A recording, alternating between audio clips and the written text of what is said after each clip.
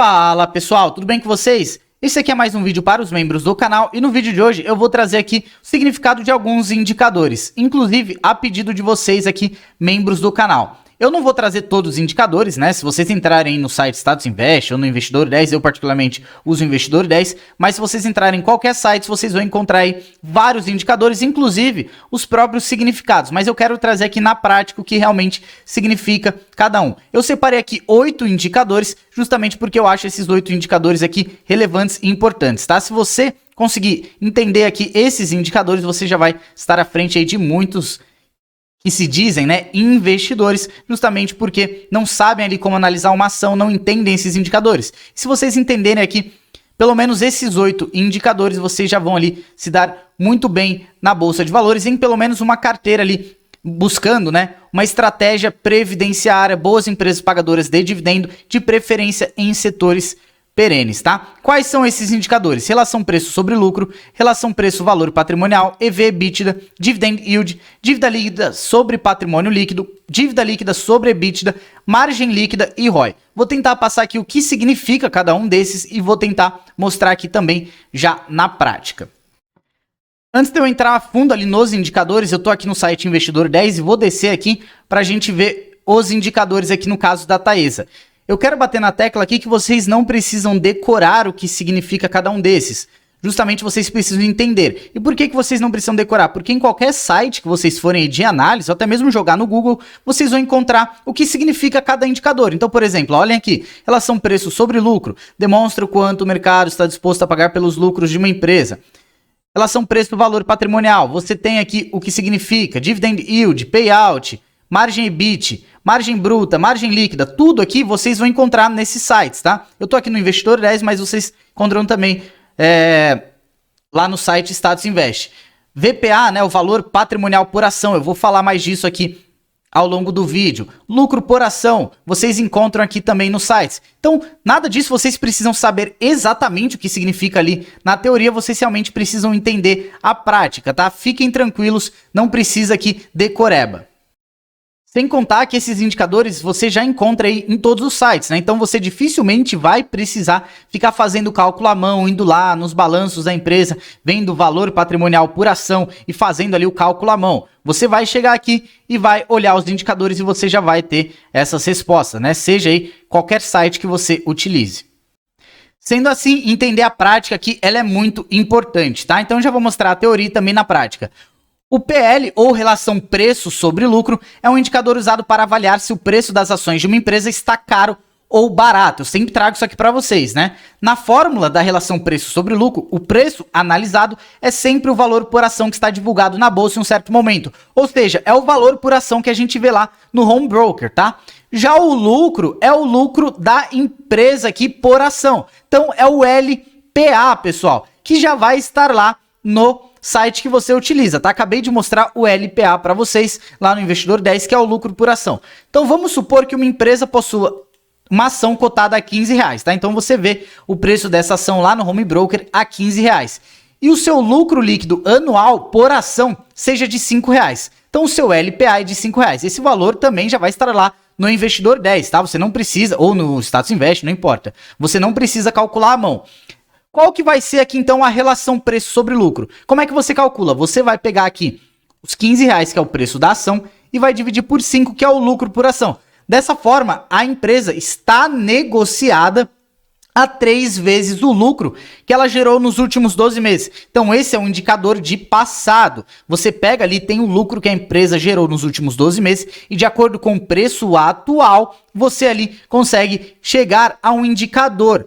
Aqui nesse caso, né, com esses valores, você estaria pagando 3 vezes o lucro da empresa. O que isso significa? Esse resultado deve ser interpretado como o número esperado de anos para o retorno do investimento realizado na companhia. Significa basicamente isso, pessoal. Você está pagando 3 vezes o lucro da empresa. Se a companhia continuar gerando o mesmo lucro que gerou aí nos últimos 12 meses, dentro dos próximos 3 anos, você consegue reaver todo o seu capital investido. Claro, isso se a empresa distribui 100% do seu lucro na forma de dividendos. Raramente isso acontece, né? Dificilmente você vai ter uma empresa ali que distribui 100% de payout. Então olha aqui, ó, é importante destacar, entretanto, que essa informação não é definitiva. Por quê? Porque os lucros da empresa não são necessariamente repassados aos acionistas. Vai dependendo do payout adotado pela empresa. Então, se a empresa distribui cerca de 30% do lucro, 40% do lucro, você aí vai demorar um pouco mais para reaver o seu capital investido. Mas o que a gente precisa levar em consideração é que a empresa, ela não joga fora esse resto do dinheiro, né? Muito pelo contrário, ela deixa em caixa ou então reinveste nela mesma. Então, pessoal, uma das formas de remuneração aos acionistas são os dividendos, tá? Não é a única forma.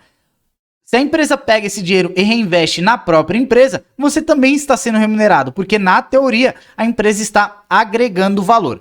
Eu mostrei aqui a teoria, né? E agora eu vou mostrar a prática que vai ser muito mais fácil, vocês vão ver. Olhem só, trouxe o exemplo aqui do Bradesco, mas poderia utilizar qualquer um, tá? Hoje o ativo BBDC4 cotado a R$ 13,95 e nas atuais cotações ele é negociado a cerca de 6,8 vezes lucro. Eu acabei de mostrar para vocês o que significa isso na teoria e agora eu vou mostrar na prática. Se eu pegar aqui esses R$ 13,95, que é o preço atual da ação, e dividir pelo lucro por ação atual, isso aqui vocês encontram em qualquer site, tá?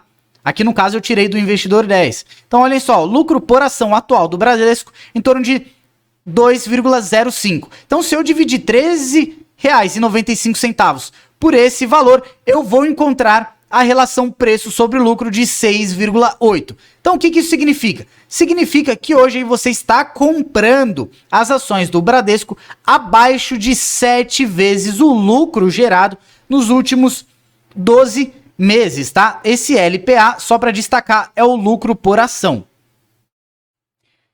Olhando aqui no histórico, então, da relação preço sobre lucro, hoje, atualmente, o banco é negociado abaixo de 7 vezes lucro, abaixo da média histórica, tá? Que é em torno de 10 vezes lucro, e olhem só, em 2020 o mercado pagava 14 vezes o lucro do banco, o dobro do que o mercado está precificando hoje. 2019 pagava acima de 12 vezes o lucro do banco.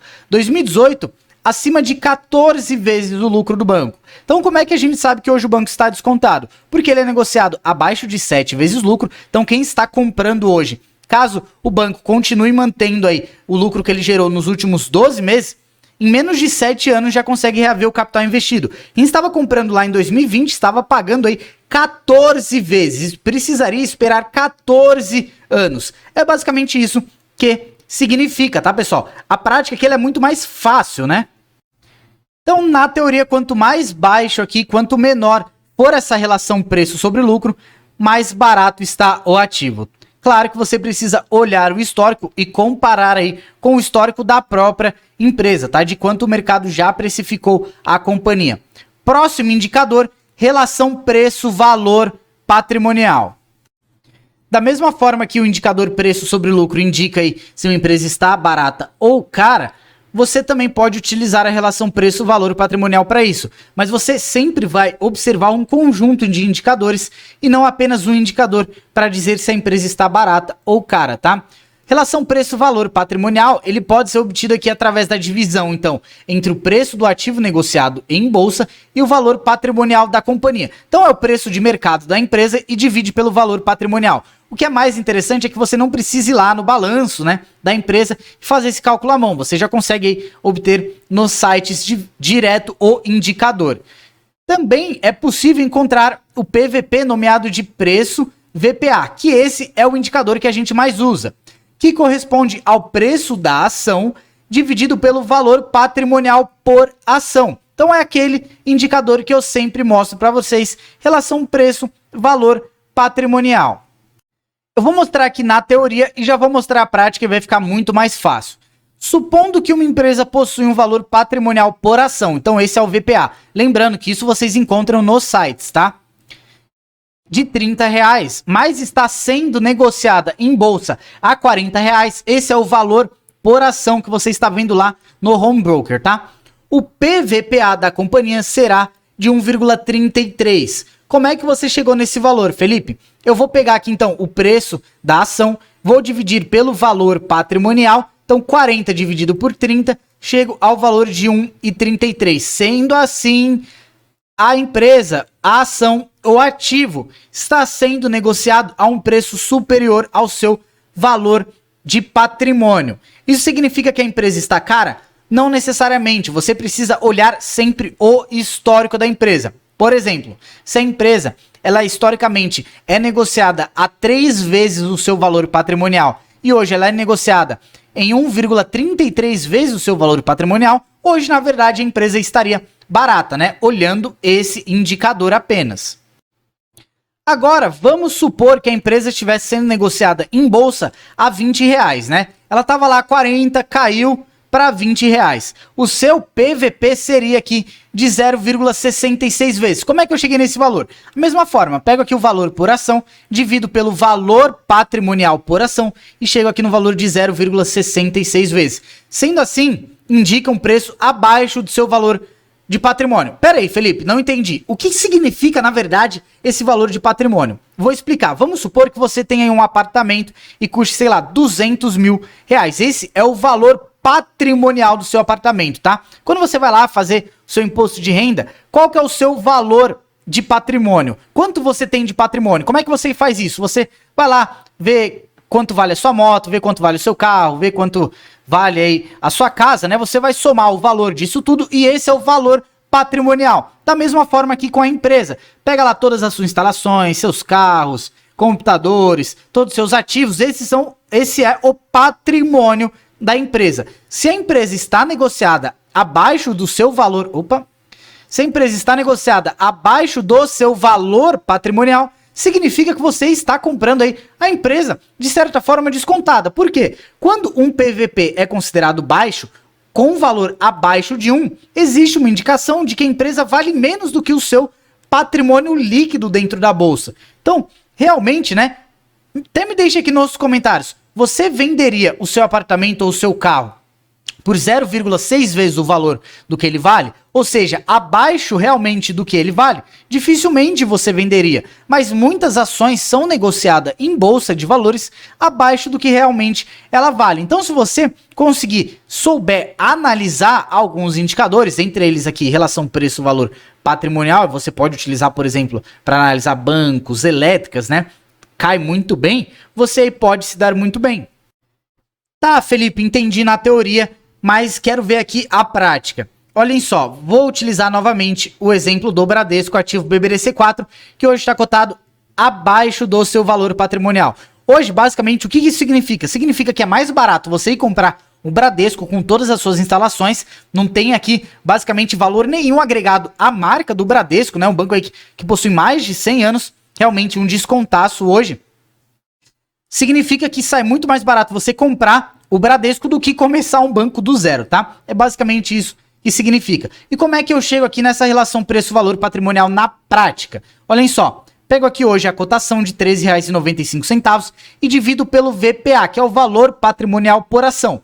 Pego aqui o preço de uma ação e divido pelo valor patrimonial de uma ação, que seria aqui atualmente em torno de R$ 14,89. Se eu dividir R$ 13,95 por 14,89, eu chego aqui no valor, relação preço-valor patrimonial de 0,94 vezes, que é o que hoje o banco está sendo negociado.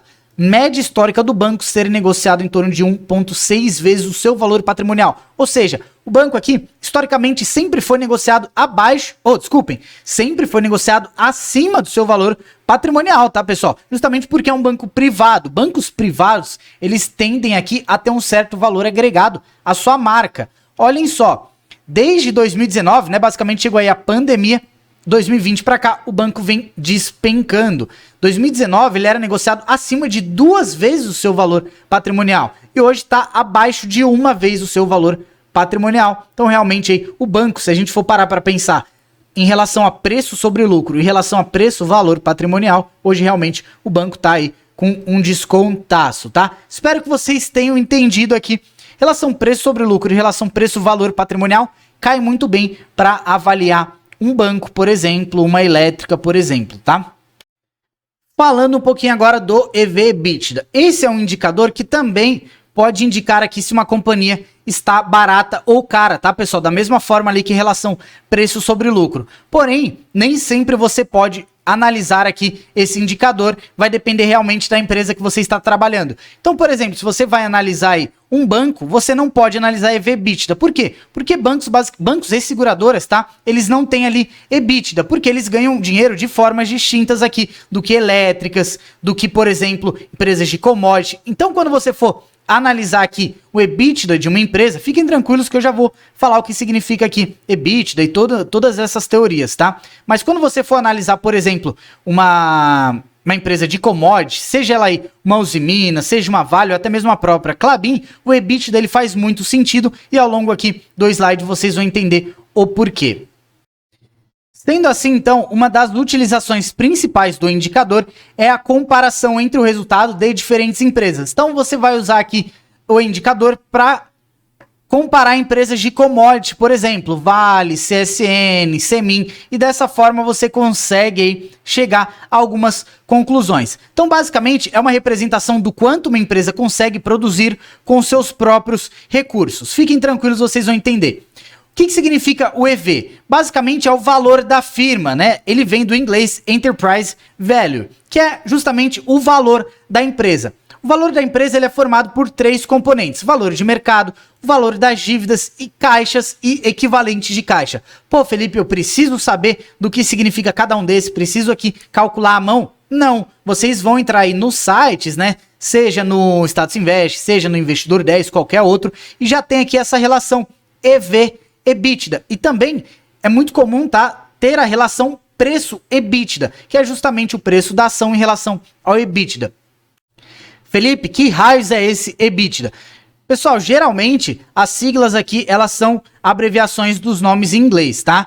Mas basicamente o EBITDA nada mais é do que o lucro da empresa antes de descontar aqui juros, impostos, depreciação e amortização. Você pode encontrar aí também como LAGIDA, que justamente é a abreviação do nome em português. Então, o lucro antes de juros, impostos, depreciação e amortização. Muito complicado, Felipe? Não. Basicamente, como é que você resume o EBITDA? É o resultado operacional da empresa, antes de descontar todas as obrigações que a companhia tem que descontar, tá? É o resultado ali operacional geral da companhia. Vamos na prática que é melhor, né? O indicador aqui EV/EBITDA de 4 vezes, por exemplo, quer dizer que o valor econômico da empresa, Enterprise Value, equivale a cerca de 4 anos de geração de caixa medida pelo EBITDA, caso o EBITDA permaneça constante. Resumindo, basicamente em 4 anos, de acordo com a geração de caixa atual da companhia, né, de acordo com o EBITDA atual da empresa, a companhia consegue aqui em 4 anos obter todo o seu valor de firma só em geração de caixa. Então, olhem só, da mesma forma que o múltiplo aqui, relação preço sobre lucro, quanto mais alto significa que a empresa está mais cara, pro EV/EBITDA também, tá? Quanto maior aqui o EV/EBITDA, mais caro você está pagando pela empresa. Quanto menor o EV/EBITDA, mais barato, na teoria, você está pagando pela empresa. Porque, por exemplo, eu vou dar um exemplo aqui.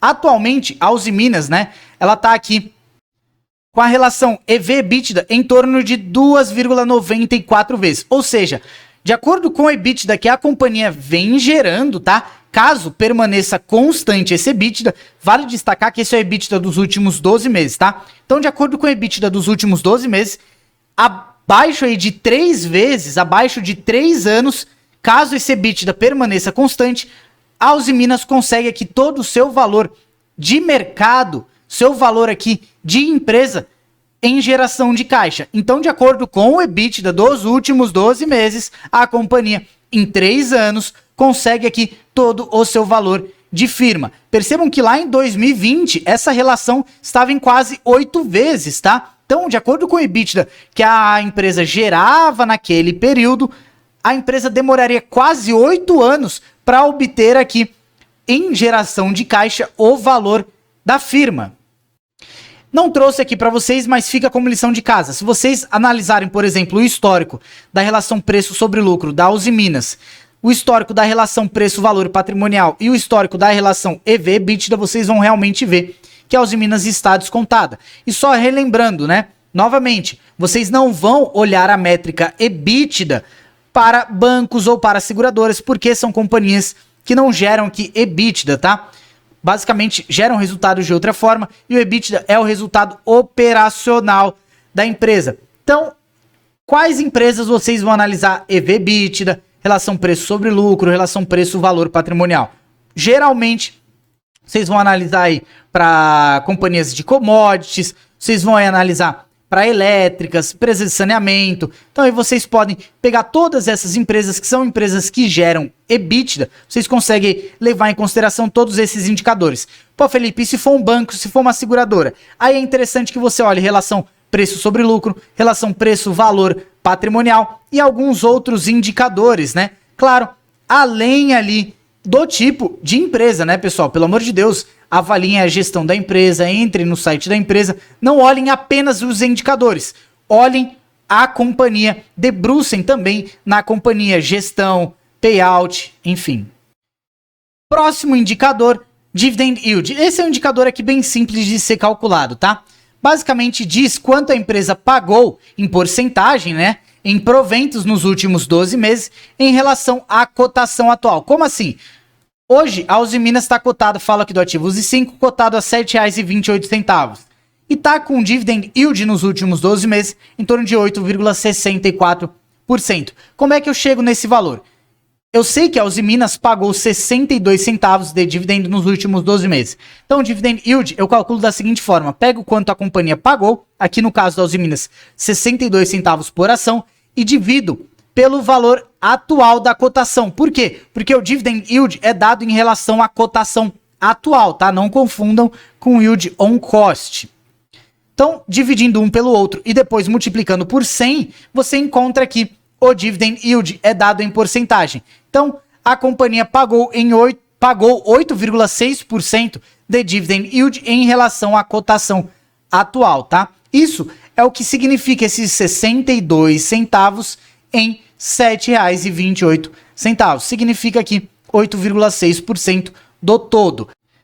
Mas, se pegarmos aqui, por exemplo, de 2020 para trás, a empresa não pagava bons dividendos. E por que ela está aqui, então, com essas porcentagens tão elevadas? Primeiro, né, pessoal, acabei de mostrar para vocês que o dividend yield é em relação à cotação atual. Então, se a empresa despencou, não só nos últimos 12 meses, tá, mas desde 2021, ela vem caindo. Então, claro que o seu dividend yield aumentou. Além disso, todas as empresas aí que trabalham com commodities, pegando lá 2021, 2022, pagaram bons dividendos porque o preço das commodities dispararam, as margens dessas companhias aumentam. Então, juntou a queda dos ativos, mais aí o preço das commodities, claro, a companhia conseguiu pagar bons dividendos. Mas olhem o histórico, não vejam apenas o dividend yield, porque o dividend yield ele é dos últimos 12 meses. Então vejam o histórico, tá, pessoal? Senão vocês vão comprar apenas por conta do dividend yield dos últimos 12 meses. Por que vejo o histórico? Olhem aqui no caso da Taesa. Se a gente pegar de 2013 até a atual, a média da companhia dá em torno de 11%. Percebam que basicamente em 2019 foi quando a companhia menos pagou o dividendo, estava lá em torno de 6%. Mas ainda assim, né, um dividendo bem elevado. Então, se você olhar o histórico, assim como todos os indicadores, você precisa olhar o histórico, vocês vão ter aqui uma segurança a mais. Por quê? Porque uma empresa que pagou bons dividendos nos últimos 5 anos, a tendência é que ela continue pagando bons dividendos pelos próximos 5 é muito grande. Da mesma forma, uma empresa que pagou bons dividendos nos últimos 10, a tendência é que ela continue pagando bons dividendos pelos próximos 10 anos é muito grande. Agora, uma empresa que pagou bons dividendos nos últimos 12 meses, a probabilidade dela pagar bons dividendos pelos próximos 5 anos é mais baixa, tá? Então, analise aqui o todo. Próximo indicador, um indicador aqui de endividamento, tá? Dívida líquida sobre patrimônio líquido é bastante utilizado por investidores para avaliar o endividamento de empresas listadas aí na bolsa. Não só na bolsa, né? Você vê aí se as empresas são endividadas ou não. Se você é investidor e quer comprar uma startup, por exemplo, você pode aí também avaliar esse indicador. Mas na bolsa ele é muito mais fácil porque essas empresas elas são obrigadas, né, a reportar esses indicadores nos balanços. A dívida líquida sobre patrimônio líquido, ela é calculada através da divisão entre a soma de todo o endividamento de uma empresa, então pega lá todas as dívidas que a empresa possui e divide, então, pessoal, pelo total de bens e direitos que ela possui, que é basicamente o seu patrimônio líquido. Por que isso? Olha só, por ser uma representação do volume de financiamento da empresa por meio de dívidas ou recursos próprios, esse indicador mostra se o patrimônio líquido da empresa será capaz de quitar as dívidas, né? De cobrir os valores da dívida caso de falência. Como assim? Bom, pessoal, se a companhia, sei lá, dá uma merda, né? Desculpem aqui o palavreado, mas é realmente essa a palavra. Se acontece alguma coisa de ruim, a empresa não consegue pagar as suas dívidas. Se ela conseguir vender todo o seu patrimônio, se ela pegar ali tudo que ela tem e vender, e ela conseguir quitar aqui as suas dívidas, já é muito mais interessante. Significa que a companhia não vai falir, né? Significa que ela não vai ficar devendo os seus credores, tá? Por conta disso, quanto menor for o resultado da divisão dívida líquida sobre patrimônio líquido, maior é o sinal de que a empresa é saudável financeiramente. E olhem que interessante, o Décio Bazin no livro lá, Faça Fortuna com Ações Antes que Seja Tarde, se você não lê esse livro, eu sugiro que lê, você pode aí baixar o PDF gratuito, tá?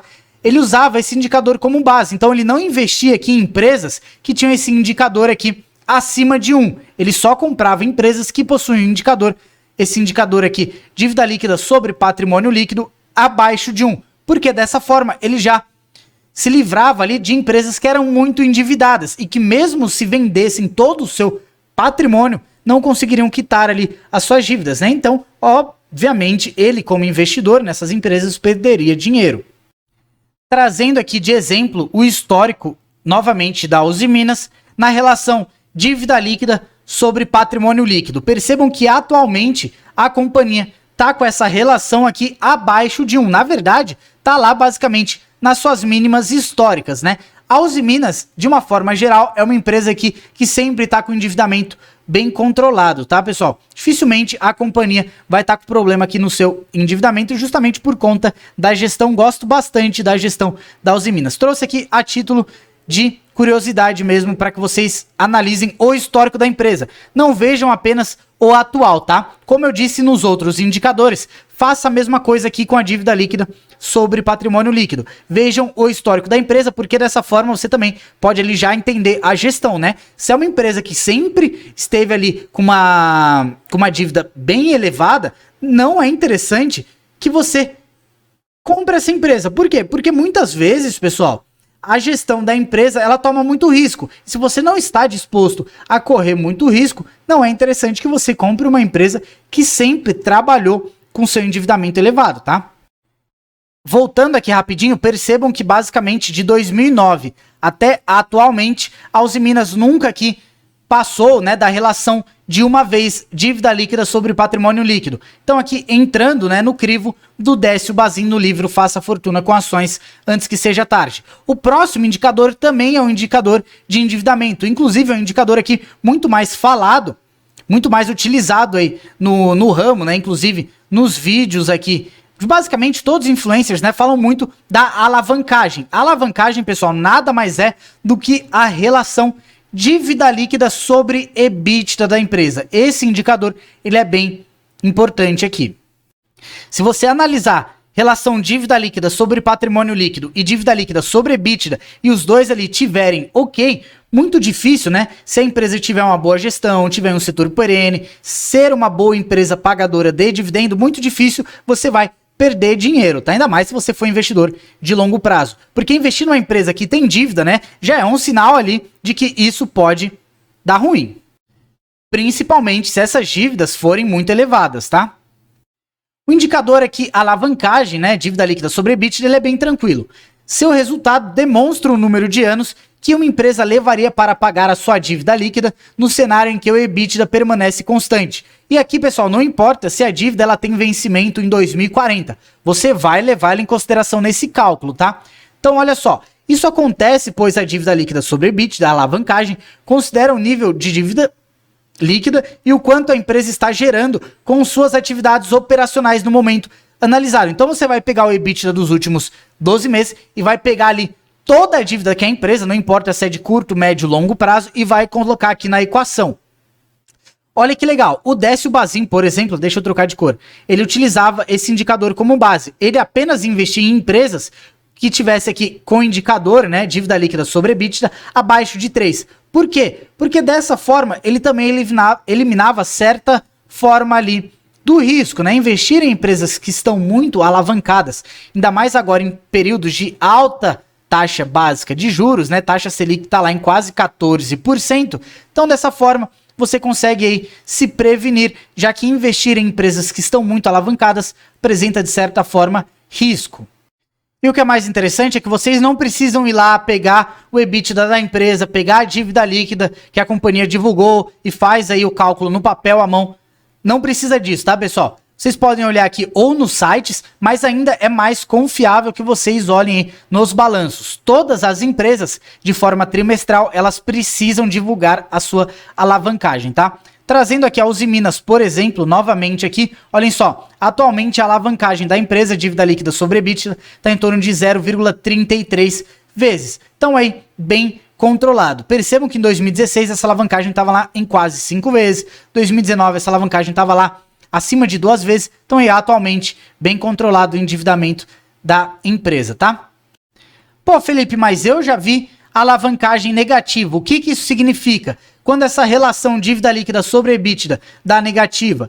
Olhem que interessante, trazendo aqui justamente esse exemplo para vocês da CSN Mineração, aqui o ativo Semin 3. Hoje, a companhia, claro, né, resultados aqui referentes ao terceiro trimestre de 2022, a companhia vai divulgar o seu balanço do quarto trimestre agora em março, e a gente vai ver aqui se ainda está com uma alavancagem aqui negativa ou se já vai passar para positiva. Mas basicamente, o que significa essa alavancagem negativa? Olhem só, se a alavancagem está negativa, pessoal, significa que hoje a companhia ela tem mais dinheiro em caixa, ela tem mais dinheiro aqui disponível do que dívida. Ou seja, se ela pegar todo o dinheiro que ela tem em caixa, ela consegue quitar a sua dívida e ainda sobra dinheiro. Hoje é o caso aqui da CSN Mineração, né? Ela tem mais dinheiro disponível em caixa do que em dívida. Então, se ela pegar todo o dinheiro que ela tem, ela consegue pagar todas as suas contas, tá? Percebam a diferença. Tô mostrando aqui a alavancagem negativa, significa então que a companhia tem mais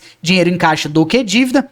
E acabei de mostrar aqui a Usiminas, companhia aqui hoje tem mais dívida do que dinheiro em caixa, mas ainda assim numa alavancagem bem baixa, tá? Pô, Felipe, que número você se preocuparia? Vai depender ali do tipo de empresa que você está investindo. Por exemplo, Taesa e Transmissão Paulista hoje são empresas que estão ali com essa alavancagem acima de 3 vezes. Então hoje a companhia basicamente, né, levaria 3 anos, as companhias, né, tanto a Taesa como a Transmissão Paulista levariam mais de 3 anos para pagar ali todas as suas dívidas, mas como é um segmento de transmissão, ele tem alta barreira de entrada, então eu não me preocuparia. Agora, se você pegar uma Magazine Luiza da vida, né, são empresas que possuem margens muito baixas, eu já vou mostrar isso aqui para vocês, inclusive é o próximo tópico aqui, o próximo indicador é margem líquida, aí eu veria problema, justamente porque essas empresas, elas precisam de muito dinheiro, né, para que elas possam ali manter caixas, tá, pessoal? Essas empresas precisam fazer estoque, essas empresas ali, então, na teoria, sempre tem dívidas bem elevadas. Em períodos de taxa Selic muito elevadas, isso acaba sendo um problema. Por isso que eu não gosto do varejo. Falando um pouquinho aqui da margem líquida. Margem líquida é a razão entre o lucro líquido e a receita líquida de uma companhia após a dedução de impostos e tributos. Então, basicamente, como é que chega aqui na margem líquida? Você vai pegar o lucro líquido da empresa, vai dividir pela receita e vai multiplicar por 100. Por que por 100? Porque dessa forma você vai chegar aqui na margem líquida em porcentagem. Eu já vou mostrar aqui uma diferença entre dois ativos e vocês vão ver aí como realmente a margem líquida ela faz diferença, podendo representar um resultado trimestral ou anual. Dessa forma você pode pegar aqui e observar a margem líquida no ano da empresa. Geralmente os indicadores no site, seja no Investidor 10, seja no Status Invest, eles vão ser de forma anual, mas vocês podem também observar a margem líquida de forma trimestral em balanço. A margem líquida representa o resultado líquido das vendas de um negócio. A margem do lucro líquido possibilita aos investidores uma boa avaliação sobre a realidade financeira de uma companhia. Em caso de margem negativa, eu já vou mostrar isso para vocês, é possível concluir que a empresa em questão possui prejuízo, já que tanto a receita quanto o lucro depois dos impostos, despesas e custos são levados em contas. Então olhem só, quanto maior a margem líquida da empresa, mais interessante é investir nessa empresa. Significa que essa empresa, na teoria, é mais rentável, porque ela possui uma margem maior. Eu trouxe aqui como exemplo, primeiro, a Transmissão Paulista, que atualmente está com uma margem em torno de 45%. Historicamente, né, a empresa sempre teve margens elevadas. Se você pegar aqui, por exemplo, não só a Transmissão Paulista, mas também a Taesa, transmissoras de uma forma geral, principalmente essas duas, porque são 100% transmissoras, são empresas que possuem margens muito elevadas, são máquinas de imprimir dinheiro, tá? Basicamente, o que significa isso? 45% atual. Significa, pessoal, que a cada R$100, a Transmissão Paulista consegue manter 45. Ou seja, é um valor aqui muito elevado, tá? Realmente muito elevado. É basicamente isso que significa. A cada R$100, a companhia consegue aqui manter 45. Pô, Felipe, se a empresa tem margem líquida de 10%, significa que a cada R$100, a companhia mantém com ela ali R$10, tá? Agora, olhem só o exemplo da Magazine Luiza, que atualmente está com uma margem negativa. Significa que hoje a empresa está tendo prejuízo. Olhem o máximo que foi aqui de margem líquida que a companhia conseguiu chegar a 4,65%. Isso significa, isso lá em 2019, tá? Isso significa que a cada R$100 a companhia conseguia manter com ela ali R$4,65. Inclusive, se a gente pegar aqui relação preço sobre lucro, eu não trouxe esse exemplo para vocês lá quando eu mostrei o indicador, mas hoje está negativo. Por quê? Porque basicamente a companhia vem dando prejuízo, tá? Magazine Luiza, companhia ainda aí cotada, né, como uma empresa do futuro, ok? E por fim, o último dos indicadores que eu quero mostrar aqui para vocês, que é o ROI. O ROI é um indicador de rentabilidade. Na teoria, pessoal, quanto maior aí a margem das empresas, maior vai ser o ROI. Claro, tem exceções aqui, mas na teoria é assim que funciona. Então o ROI, como eu disse anteriormente lá, na maioria das vezes, essas siglas, essas abreviações aí são de nomes em inglês, tá? Então o ROI significa Return on Equity, que basicamente é o retorno sobre o patrimônio líquido. Esse é um indicador de rentabilidade que serve para determinar o quão eficiente é uma empresa na geração de lucro a partir dos seus recursos. Ele é muito utilizado justamente porque ele leva em conta o patrimônio líquido da empresa, também os valores do negócio, inclusive o dos próprios acionistas. Então é por isso que eu gosto de sempre trazer aqui empresas já com o ROI para vocês. Como é que calcula o ROI? Pego o lucro líquido da empresa e divido aqui sobre o patrimônio líquido. Novamente, precisa fazer isso, ir lá, calcular a mão? Não, pessoal, sempre aqui vocês vão encontrar esses indicadores nos sites. Como é que a gente interpreta isso? Quando o ROI é alto, é possível interpretar que a empresa utiliza bem os recursos de forma produtiva. Então, basicamente, ela está conseguindo manter ali uma boa rentabilidade em relação ao seu próprio patrimônio. Porém, quando o ROI é baixo, pode existir ali um sinal negativo sobre como a gestão lida com as decisões financeiras do negócio. Basicamente, o que isso significa? Significa que a companhia ela não está conseguindo ali gerar retorno, né, em relação ao seu próprio patrimônio. Eu já vou mostrar aqui dois exemplos. Trazendo novamente como exemplo a Magazine Luiza. Percebam que atualmente o ROI da empresa está bem baixo. Se a gente for comparar, por exemplo, com 2019, esse ROI estava lá em torno de 29%, que era justamente, ó, olhem só, deixa eu voltar aqui, que era justamente quando a companhia apresentava sua maior margem líquida. Desde que a margem da companhia passou a despencar, a companhia também despencou o retorno sobre o seu patrimônio líquido. A empresa basicamente deixou de ser rentável, tá? Agora, olhem que diferença quando a gente pega aqui o Banco do Brasil. Se a gente pegar aqui o ROI médio do Banco do Brasil em torno de 14%, atualmente esse ROI está lá em torno de 18%, quase 19%. Pô, Felipe, existe um valor ali que você procura um valor ideal para ROI? Sim, eu procuro investir em empresas que possuem um ROI, retorno sobre o patrimônio líquido das próprias empresas, superior a 15%. Pô, Felipe, dá para investir em empresas que possuem ROI abaixo disso? Dá, não vejo problema, tá? Mas quanto maior o ROI, mais rentável é a companhia. E claro, mais valor ela consegue agregar para os acionistas, ou seja, para mim e para você, e também para ela mesma, de acordo com o seu próprio patrimônio. Isso quer dizer que ela está usando bem ali o seu próprio dinheiro, os seus próprios ativos. Interessante destacar, eu não falei aqui, deixa eu voltar, mas que o ROI ele pode ser calculado de forma anual. Na maioria das vezes, quando vocês abrem aqui nos sites, né, aqui geralmente o ROI é dado como anual, mas vocês podem também calcular o ROI de forma trimestral. É muito comum a gente ver, inclusive, bancos calcularem o ROI de forma trimestral nos balanços, tá? Pessoal, o que eu tinha aqui pro vídeo de hoje era isso. Eu já peço desculpas porque realmente o vídeo ficou muito longo, mas não tem como eu trazer os indicadores, ainda mais eu escolhi 8 indicadores, porque eu realmente acho que se vocês conseguirem entender aqui esses 8 indicadores, vocês já conseguem se dar muito bem na bolsa de valores. Claro, tem outros tipos de conhecimento que vocês precisam ir atrás, ir em busca aí dos setores perenes, olhar boas empresas, boas pagadoras de dividendo a bons preços. Elas realmente ali requerem um pouco mais de atenção para determinados setores, mas se vocês conseguirem entender esses indicadores, vocês já conseguem ali, de médio a longo prazo, se darem muito bem na bolsa de valores, tá? E peço desculpas porque realmente não tem como eu trazer esse vídeo com esses 8 indicadores sem mostrar aqui tudo que eu mostrei. Até tinha mais coisas que eu queria trazer, mas eu não consegui, tá? E sem contar que eu falo demais também, né? Tem outros indicadores que são também importantes? Tem, pessoal, mas ao longo aí da sua jornada como investidor, vocês vão pegando os macetes e vocês vão pegando isso de forma orgânica, tá? Se vocês entenderem esses 8 indicadores aqui e souberem como analisar, vocês aí já vão se dar muito bem. E ao longo dos seus anos, ao longo da sua jornada aí como investidor na bolsa, vocês vão entendendo outros indicadores e vão pegando aqui os macetes de mercado, tá? Eu espero que eu tenha conseguido sanar algumas dúvidas. Caso tenha ficado alguma coisa, pode me deixar aqui nos comentários que eu tento aqui responder da forma mais clara possível. Brigadão, pessoal. Até a próxima.